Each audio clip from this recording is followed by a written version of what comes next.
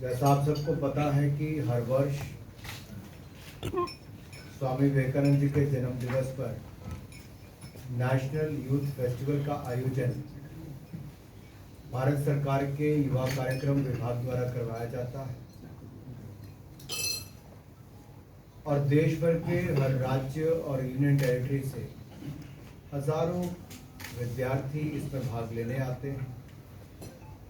इस बार भी देश के कोने कोने से जहां एक और 7,500 से ज़्यादा विद्यार्थी इसमें आएंगे, भाग लेंगे नेशनल यूथ फेस्टिवल में। कुल मिलाकर ओपनिंग कार्यक्रम में 30,000 से ज़्यादा युवाओं की भागीदारी होगी।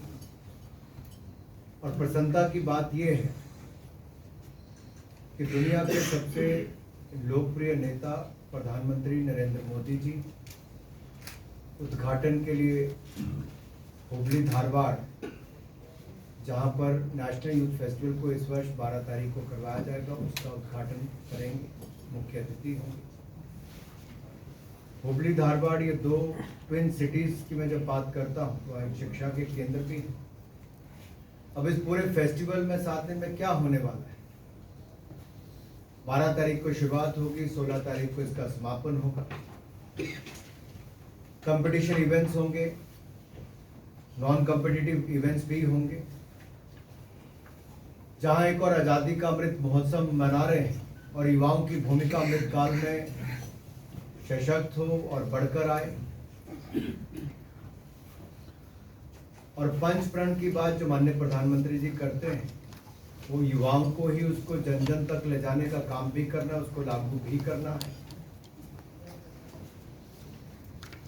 G20 की प्रेसिडेंसी भारत को मिली है, अपने आप में एक ऐतिहासिक पल हम सब के लिए है। और G20 के अंतर्गत यूथ 20 का जो आयोजन देश भर में अलग अलग जगह पर इसकी मीटिंग्स होंगी, लेकिन हमारा प्रयास है कि नेशनल यूथ फेस्टिवल में जो देश भर का युवा यहाँ पर आया है उसको Y20 की जानकारी भी दें, और ये युवा जब अपने राज्य वापस जाएं तो वाइट टॉक्स इसका आयोजन देश भर में यूनिवर्सिटीज और कॉलेजेस में हो। G20 की प्रेसिडेंसी को जहां एक और दुनिया भर के देश यहाँ आकर अपने बात रखेंगे, हम Y20 के माध्यम से, वाइट टॉक्स के माध्यम से जन जन तक उस बात को ले जाने का काम करने वाले हैं।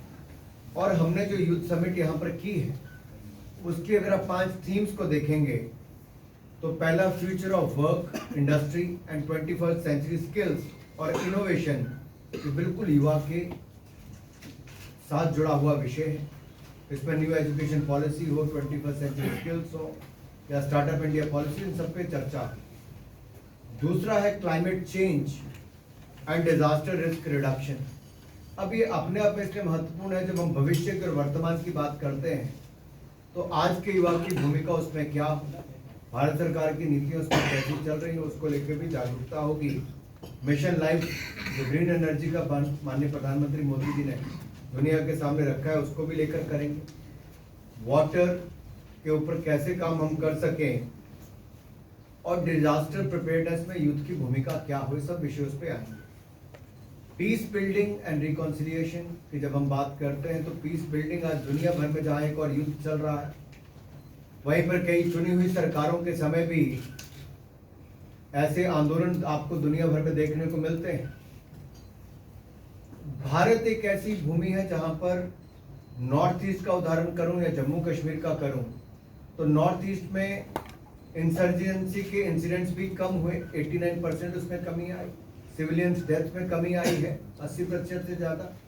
और जो पीस एग्रीमेंट्स नॉर्थ ईस्ट में हुए तो इसका भी जन जन तक युवाओं के माध्यम से जानकारी पहुंच सकती है। और धारा 370-35 के समाप्त होने के बाद जम्मू कश्मीर में जो शांति आई और जो पर्यटन को बढ़ावा मिला, और ऐसे बहुत सारे, विस्तार में नहीं जाऊंगा।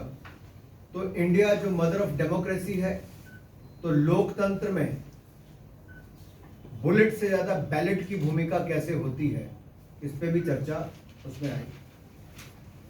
Shared future youth in democracy and governance, youth की पार्टिसिपेशन पंचायत से लेके पार्लियामेंट तक कैसे हो, उसको भी अलग अलग लोग उस पर अपनी बात रखेंगे, वो उसमें भाग लेंगे।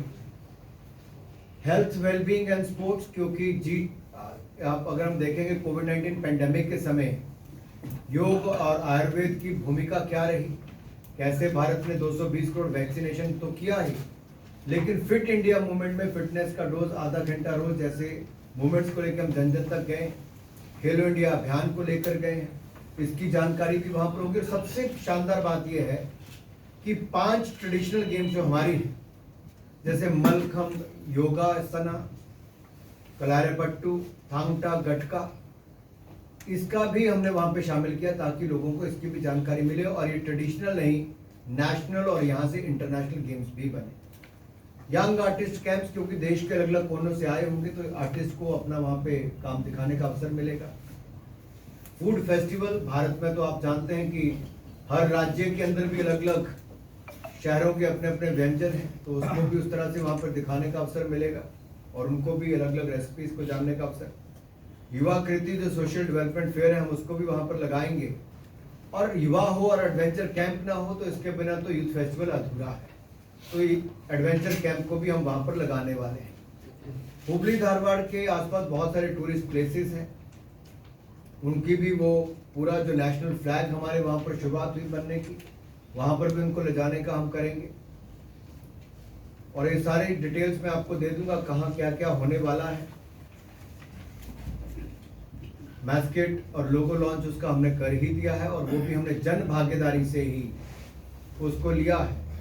और अगर आप देखेंगे मैस्केट लॉन्च और लोगो लॉन्च, ये आपके सामने जब दिखता है, ये हमारा लोगो और ये हमारा मैस्केट, ये आपके सामने है।